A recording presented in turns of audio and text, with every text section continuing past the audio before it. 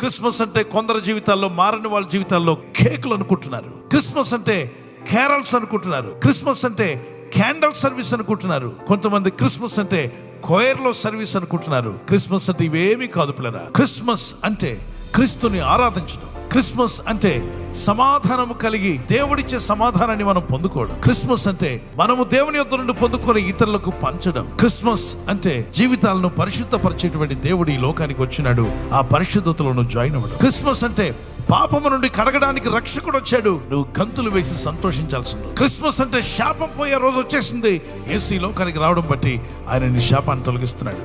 Christmas అనగా నిత్య జీవానికి వారసులుగా మార్చడానికి రారాజు ఈ లోకానికి వచ్చాడు. సంవత్సరానికి ఎన్నిసార్లు వస్తుంది క్రిస్మస్ చెప్పండి?